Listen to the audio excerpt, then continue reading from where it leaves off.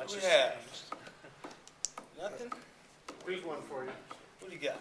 During your career, you played with John Stockton, Jason Kidd, Tony Parker. 3 Hall of Fame point guards. How did that shape you as a player or as a point guard? Or, point guards are kind of the leader of the team, and you're around 3 of the best to ever play the game. How did that shape you? It made me work extremely hard to have a place in this league. Those guys are all Hall of Famers, and they do different things. John taught me early on my preparation,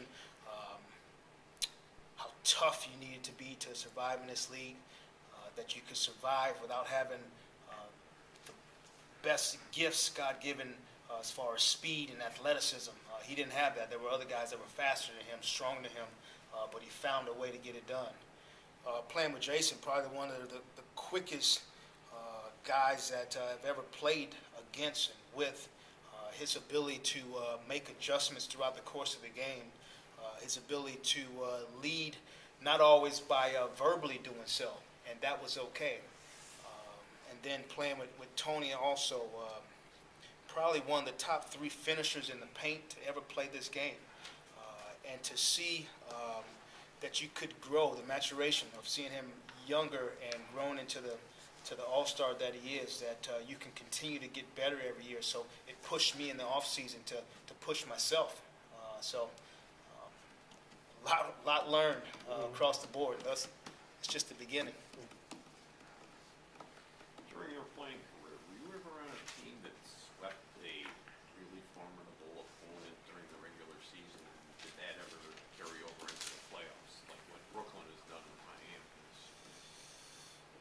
Oh, I have to think about that one a little bit, but I think most guys would say that once the regular season is over with, the playoffs is a different beast, and so just because you found success against someone in the regular season doesn't guarantee anything in the playoffs. From what you've seen of the Nets they've had a really nice run in the second.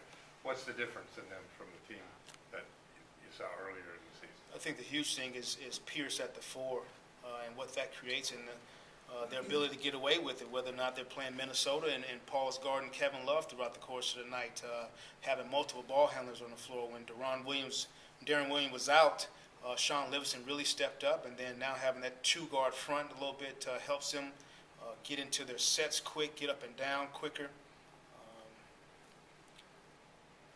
And I think they've kind of got used to the way Jason coaches and found a good rhythm. Why is Paul playing out of position such an advantage for them rather than a disadvantage? Well, because he's, I don't know how many points Paul scored in his career, so he's a natural scorer. So his ability to get bigs away from the bucket, then he still thinks like a small. He still has that beautiful pump fake like a small. That hasn't gone anywhere. And then he's smart enough and tough enough to box out and keep fours off from rebounding the basketball. So his knowledge is helping him play the 4, and then his overall skill and understanding of the game is letting him get away with it. Did Jay Kidd reach out to you at all, or you reach out to him when he got the coaching job? I know he was here for a week of summer league, and you guys were together in the backcourt for a couple of years. Did you guys talk coaching at all whenever he got the gig? We did not. We just congratulated each other, and that was probably the stint of it. What type of elements have you seen in his coaching, however much or little you've seen of him, that carried over from his days as a player? It's interesting. You see the former players right now, whether it's Jeff Hornacek, whether it's Jason Kidd. A lot of times you go back to your roots of old school NBA, of taking advantage of mismatches, recognizing those. And so that's where he gets really good of manipulating whether who's guarding Joe Johnson, who's guarding Pierce, who's guarding Darren Williams, who needs to be posted up. And so making those adjustments throughout the course of the game. But it's old school NBA.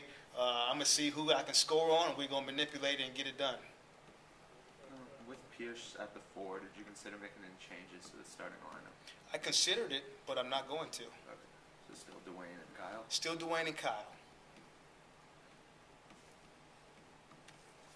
Everyone good?